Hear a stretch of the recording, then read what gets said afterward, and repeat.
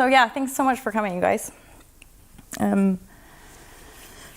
never plan anything, actually, because I like to just be in the present moment with people, and I like to listen to what's meant to come out. So I've been on quite a journey to bring me to this place where I'm in a swanky pad in London, and I've got a film producer from New York, and I'm reconnecting with people that I haven't seen in years, and connecting with new people who have really shown up in my life recently. So when I was 19 years old, I had what I now know are called spiritual awakenings.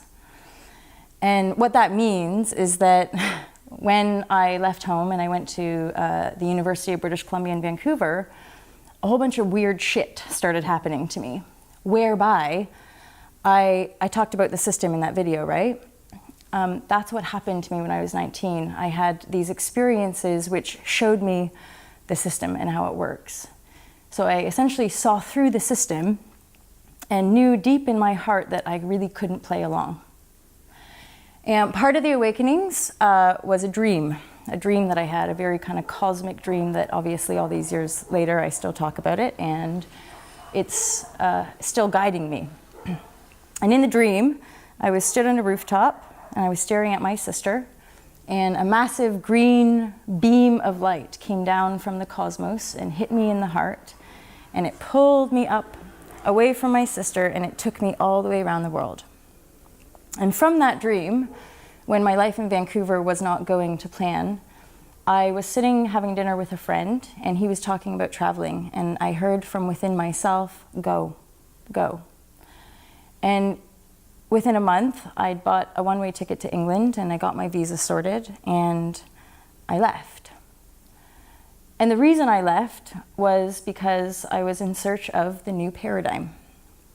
I left university because when we were studying, I remember in front of my whole class saying, well, there needs to be a paradigm shift in humanity if any of these problems are going to be sorted out. And the whole class laughed at me. And they said, oh, you're too idealistic. Humans are naturally greedy. It will never work. You're fucked. And at that moment, I was like, oh my God, this isn't it. So I went to England really with an earnest and rather naive heart to find the new paradigm. Last year, I took quite another big leap in my life, and I decided I didn't want to teach yoga full-time anymore. And Karen and I decided to host a retreat in Morocco. Didn't plan anything, of course, because I never do. But the dream I spoke of 15 years ago came true, because at that Morocco retreat, I was stood across from Karen, holding her hands, and I was on a rooftop. And I had this overwhelming just, and I said, I'm here. You're my sister. Because Karen's birthday is the exact same birthday as my real sister. So Karen was a very important person for me to meet and spend time with, to help me know in my being that I am here to create the new paradigm. And that in that encounter, I knew that I'd arrived. So in the last year, my entire life has completely changed. I totally risked it all. I responded to a MSN message from somebody and decided to break up with my boyfriend, who I had been with for 4 years, book a ticket to Bali, and that's about it.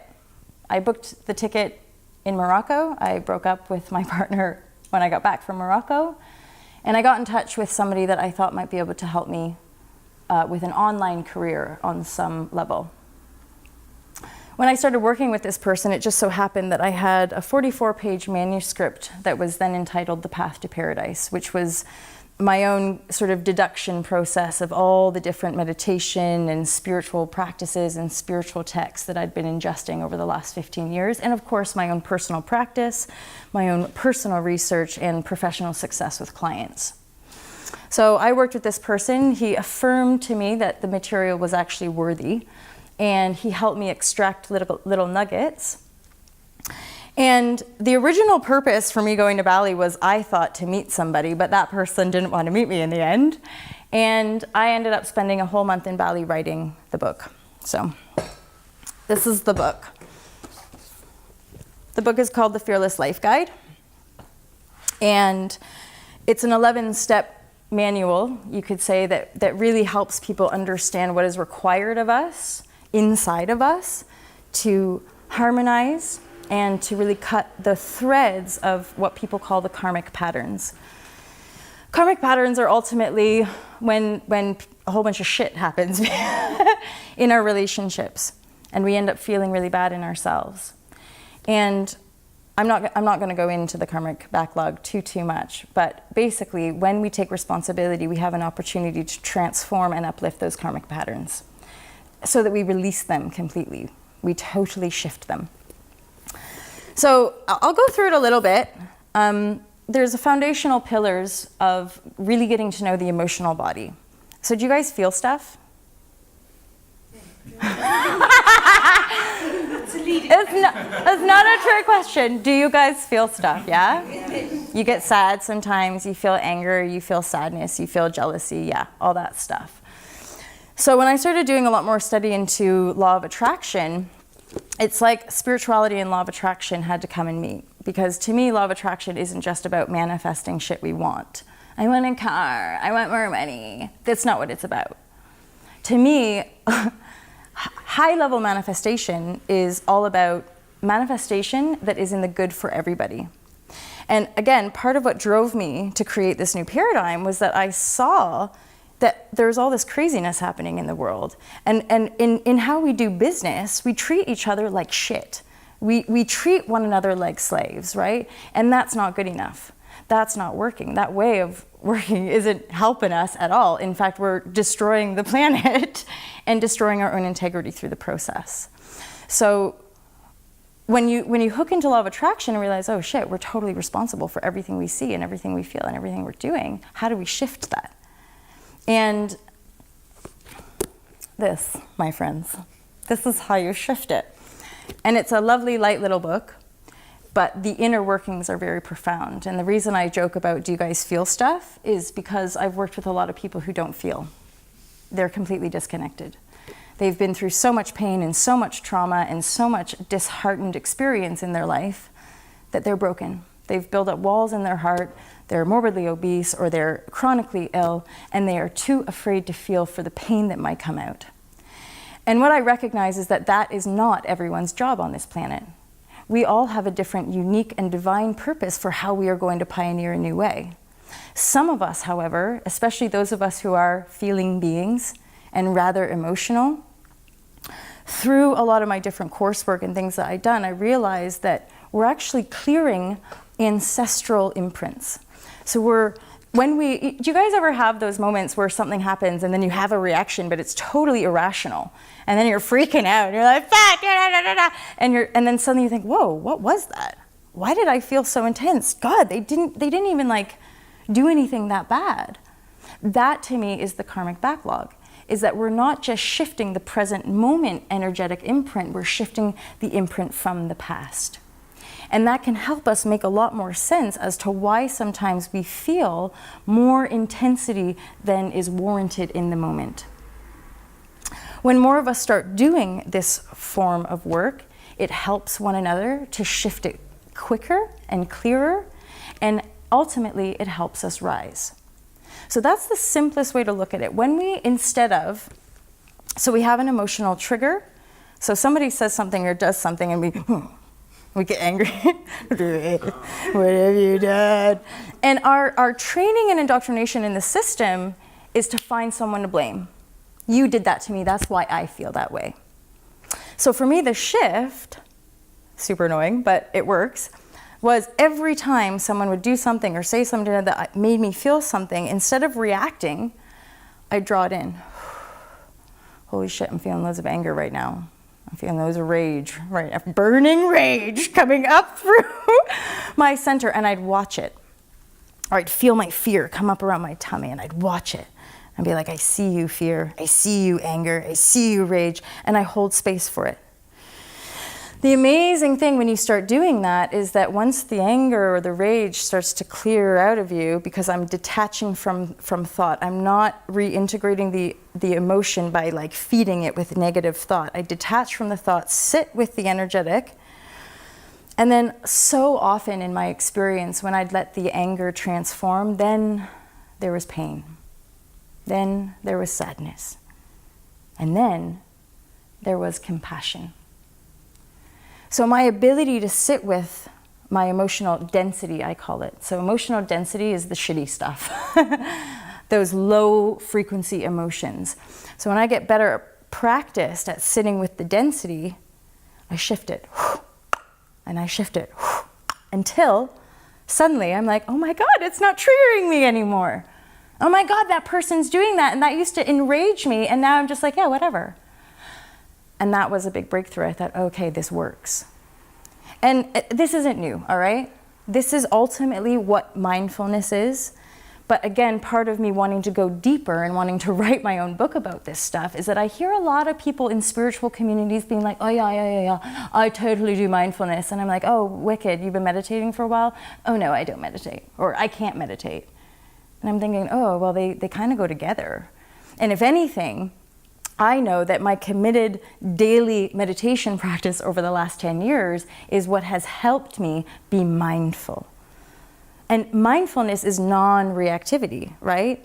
So it's our ability to really fucking do this stuff that makes all the difference. It's not just about talking about Eckhart Tolle and talking about mindfulness and meditation and, ooh, yoga, look at my new yoga tights, you know? It's not about that. It's right here. The real work of transformation is in our own heart, and it's in our ability to feel what is true to us, what resonates with us, what honors my soul, what makes me feel good. How can I give more? How can I be of more service? How can I shine more light and forgiveness for this world? It's there. So if I'm angry, if I'm sad, if I'm jealous, if I'm possessive, that's my shit. It's nobody else's. So if I can detach from shitty thoughts, which are constantly blaming the world around me, I can own my shit and I can transform my world. And this is the proof of the pud. I am living in the flow, and it is more beautiful and exquisite than ever before. And I tell you, I come from a past of depression and suicide attempts and anorexia and bulimia and shitty relationships and infidelity and all of it, right? I've been through fucking all of it. And I'd had enough. For me, 30th birthday. I got drunk and I threw up, and it was my 30th birthday, and I was over the sink, and in my mind I thought, enough. I'm done with this. I want this. I want the life that I know I feel, that I know I deserve, that I know I have the ability to express.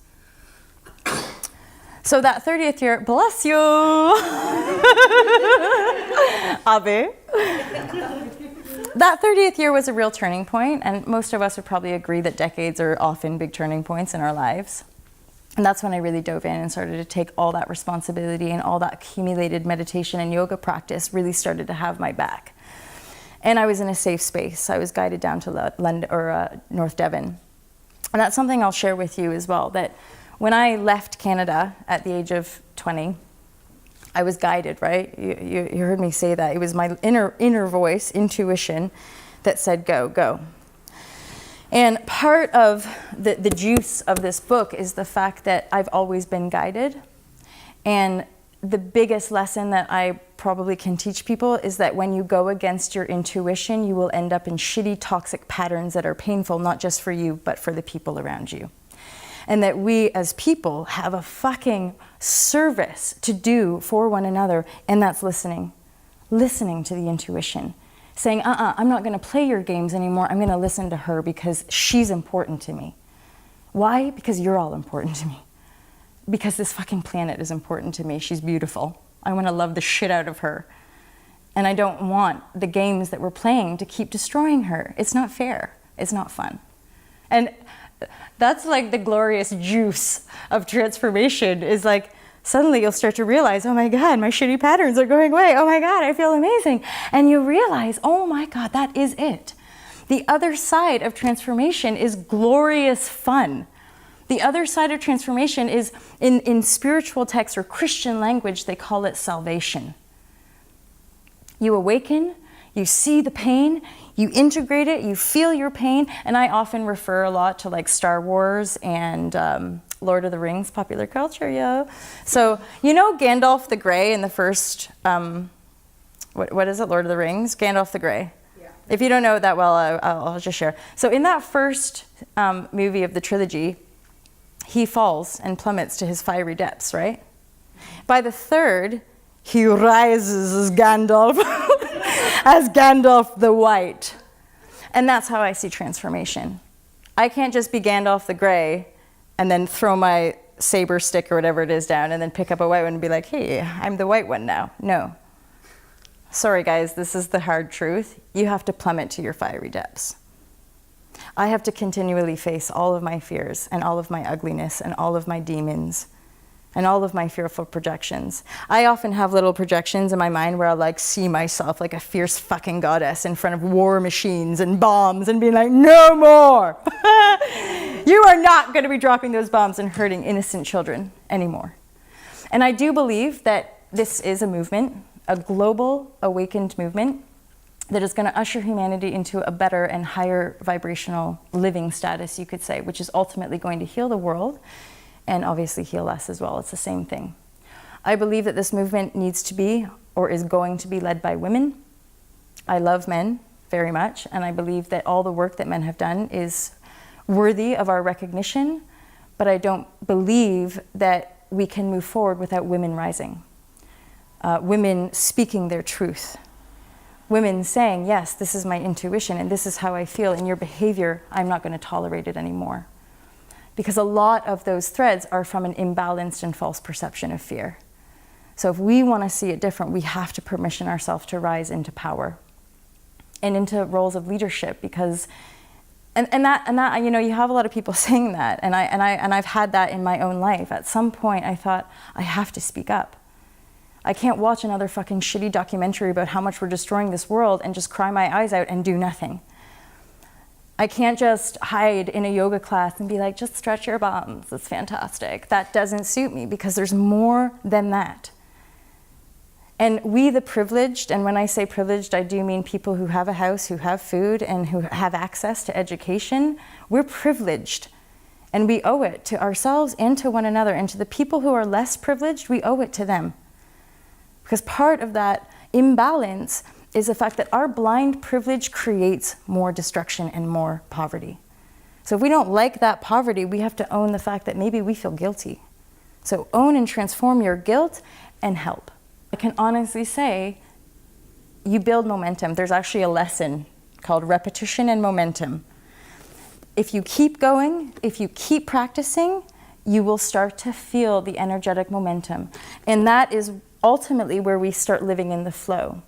There are tangible moments in my experience and experience of friends and clients who work with this. You literally feel like you're being carried by a supporting energy, a loving energy. I don't have to think about, this is what I have to do today. No, I just wake up and feel. What do I need? Where do I need to be? What do I need to do today? And sometimes it's literally just bending over and like smiling at a guy on the street or giving him a smile, you know? Sometimes it's going to the shop. But I do know that in every moment being kind to the people that I encounter, that's important. It really is in the day-to-day, the little things that we do, that's what matters. If we're still attacking one another in our mind, we're still attacking one another, which means we're still dropping bombs. If we can actually own the fact that we've created this crazy world, then we can change it. So I'm just going to briefly talk about, so I mentioned the emotional pillars. So that little excerpt there about dealing with our fears and dealing with our own jealousies and anger and burning rage. When we learn how to just be able to sit with that, and again, meditation is incredibly useful for our ability to just sit with our emotions, that's when you'll really start to see that movement, that momentum building. So your emotions, And then this is another foundational pillar for all y'all. Unplug from the mainstream media. It's one of the people who signed up to the tribe right when I launched it. She's like, oh no, I don't know if I can be a part of the tribe. I still watch the news. And I'm like, no, that's cool. Just maybe turn it down. Or switch news to music 3 days out of 5.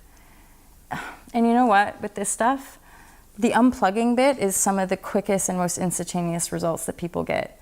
They start to feel negative, they stop watching the news within a week. They're like, oh my God, people are like a lot nicer suddenly. I'm like, yeah, because you're not being bombarded by fear and negativity and divisiveness every day for 20 minutes or whatever it is. Now, I love entertainment, I love films, I love things like YouTube, and I will go on TV. But I tell you what, since I've been unplugged for the last 8 years, when I do go on TV, my God, do I notice advertising. And now advertising is that kind of constant brainwashing that is telling us you need to buy stuff in order to be happy. And we don't. The truth of it is our happiness is harnessed from within ourselves when we align with who we truly are and what we're truly meant to be doing. So unplugging is like a big one, I think. And again, it's one of those things that would come up, and I thought, I don't think enough people are talking about how important that can be if we're really serious about uplifting our lives, if we're really serious about feeling better in ourselves. Stop watching TV just for a little bit. Plug in, be conscious. This whole stuff is all about just be conscious. So choose advert-free entertainment on Netflix. Again, we just have infinite choices now, so there's really no excuses. Choose something on YouTube. Choose a program that you know is going to uplift you. If someone in your house is watching some bang bang movie and it's making you feel cringe, walk out of the room. Be conscious. Make conscious choices in your lives. That's a powerful way to move forward. Okay, so I'm just going to talk about the 11 steps. So the first one is all about joy, gratitude, and love. If any of you guys have hooked into any of Law of Attraction teachings, gratitude is huge. And again, this is really for this privileged few idea, is that, God, we complain a lot. And I grew up with that. I grew up with people kind of complaining and thinking, yeah, but we have a lot. And like, why can't we just enjoy what we have, right? And then again, after hitting rock bottom many times, the gratitude was really what helped me, okay, just be grateful. Just be fucking grateful. And eventually you feel more grateful, and then you're more grateful, and then more shit starts showing up, and then it becomes, again, momentum, repetition, and then it's just this like ever-flowing, infinite, overflowing bubble of gratitude, which is beautiful. So the next one is judgment, the block to bliss. So judgment is really anytime we negatively judge the external world. And as a woman, I remember feeling judged and judging other women. Probably the harshest. So for me, having to transform a lot of jealousy vibes and obviously judgment vibes around, well, it's easy for her, like she's super skinny, or, the da-da-da-da. Right? We make excuses because we're afraid. And again, once I started to really look at that judgment, I start to feel better in myself. So it's a win-win. Plus I'm not judging any people anymore, which is great. And the Band-Aid for our judgment is forgiveness. So these two things sort of go together. And again, when we can forgive one another, we release ourselves and we release the other. Okay, the third step is introspection, self-study, and, it's called getting to know you, introspection and self-study. This is another little clincher that I find is often missed in our yoga practices, in our modern Western yoga practices. We do all these poses and we focus on alignment of the physical body and anatomy and stuff like that. Not that that's a bad thing, it's wonderful in its own right. But we don't necessarily talk about the fact that one of the first pillars in yoga is to go within ourselves and study ourselves. And any training I've done in yoga, people don't talk about that. And I'm like, I'm pretty sure that's actually kind of important, because if you're not going inside and studying yourself, you can't figure anything out. You're just constantly like bombarded by the external world without recognizing it's you. So getting to know you is a massive thing, and within that step is the whole blurb about the intuition. So the intuition, every single one of us has this thing called the intuition, and in essence, intuition, so it's our inner teacher, it's our inner guide in life. And like I said before, the intuition will speak to us if we're listening, right? some of you I know have had some highly intuitive moments. Also, this is part of the collective rising, this idea of a global awakening. The higher we rise, the more our intuition gifts will start to come out. And my God, are they glorious and miraculous. It's like, I know what's going on. I don't need to talk, right? So we can navigate our lives without getting those bumps anymore because the intuition is staying as clear. Okay, you know, because normally the reason we get into shitty situations is because we're like, no, intuition, shh, I'm sure it's fine. And then we end up in that situation and we have a fallout or something happens and we think, yeah, I knew. My intuition knew I shouldn't have hung out with that person. Okay, so step 4 is all about feeling good. For me, in my journey, having had the whole, like, the suffering, the pain, and all that kind of stuff, I remember this space of time over the transformation period where, like, should I give up? Is this even working? Does anyone fucking care? No. And then I had to go within and really, like, dig deep and be like, no, you deserve to be happy. No, like, you're allowed to be fulfilled. You're allowed to share yourself. You're allowed to blah, blah, blah, right? So we really have to commit to feeling good, to feeling deserving of abundance, to feeling deserving of our dreams being fulfilled, of going having adventures, of spending our money. We have to be willing to take risks and let it be fun. Even if we fall flat on our face, at least we tried, right? And the thing is, with all this stuff, it's fine. We're all just figuring it out. So falling, especially if the world's a little bit nicer, you fall and someone's like, that's okay, come on, let's try again. Now, people won't be kicking us when we're down, right? So we just keep trying, we keep evolving. And we do that by continuously saying, I'm gonna feel good. That's like the best antidote, because part of our systematic indoctrination is that we're miserable worker bees, right? Life is hard. Life sucks, and we just buy into that story. So if we've been in that story for 20 years, it's probably going to take a few years to shift that story and actually claim a different story back. Numero 5, so this kind of like sinks us in a little bit deeper. Step 5 is surrender knowing. I know, so surrender knowing is literally like give up the thought that you think you know anything at all. For real. That's when shit starts to get weird, because you're just like, I don't know what is happening. But again, the more you can let go of stuff, the more beautiful that feeling is. I don't want to go back to knowing shit. It's too much hard work.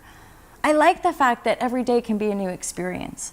That someone can say something and it might hit up against me, but I don't have to attach and try to make myself right. Because that's often where we hit up against conflict, right? This person has to be right and this person has to be wrong. Why can't we all just be unknown? Why can't we all just be figuring it out, right? So surrender knowing, that's a really big leap and quite a challenge for people. Step 6 is where we start to get hardcore, and I ask people meditation, mindfulness, and routine. And I don't mean meditate once in a while. I mean sit your ass down every day. Every fucking day. Oops. Oh, I forgot to meditate. Well, that's cool. But then go back. Even if you claim 2 minutes a day.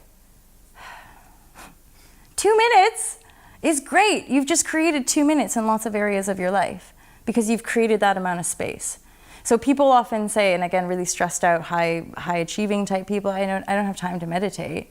Well, yeah, but if you claim silent time to meditate, you're going to create more time in your life. Seems paradoxical, but it works. So meditate. Step 7 is living in the flow, which I have kind of mentioned to you guys.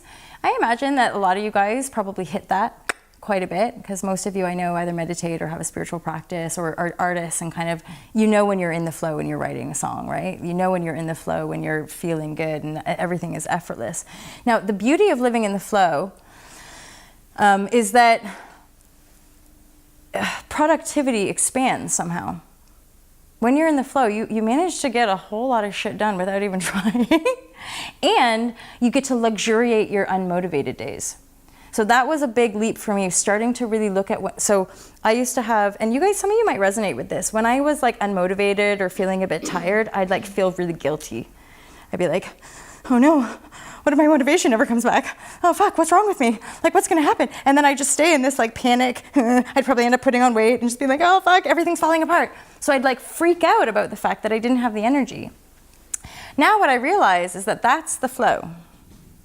So everything in our universe is a spiral, a vibrational spiral, and a wavelength. So if we're, as beings here in this universe, always moving like this, it means there will be like, right? Right.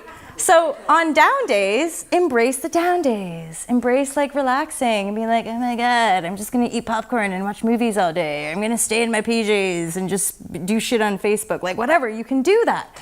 And then those kind of down, tiredy days, they only last like maybe a day or something. And then the next day you're like, right, exactly. So living in the flow, step 7 is like you hitting a new thing. And I'll tell you what, me in Morocco last year, meeting Karen, seeing this whole karmic, cosmic cycle like come back, and I'm like, oh my God, this whole year for me has been totally in the flow. And whenever I notice myself out of the flow, I'm like, oh no, fuck, I have to change that. And that means being more diligent with how I use my energy. If I don't align with somebody, and again, for me as like a nice lady or whatever, like a nice girl, I've had to be like, no, I don't want to work with you anymore. Boom. Why? Because the intuitive sword has spoken and you are not aligned. You know, it has to be like that. And that took a lot of courage for me because I have a background of people pleasing, which is not very useful. So living in the flow is beautiful. It takes a little bit of work, but once you get there, you absolutely know it. I joked around with Karen at the last retreat being like, I love the fact that I can say, no. Liberation is tangible, people. Trust me. It's not just something you read in a meditation or spiritual book. You fucking feel it. You feel it with your entire being. You know that you have reached a state of freedom because you just feel it and you know. Step 8 is willingness and openness. That again kind of links into the end of phase 1, which is feeling good, right? And then we get to this willingness and openness because we have to continually be open. We have to continually allow new things and new experiences to come into our reality.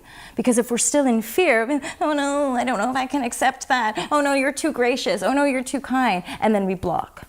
So step 8 is really about being in this state of flow and allowing everything to come in and receiving it and accepting it. Then we move to step 9. So step 9 starts to get into the high level manifestation stuff.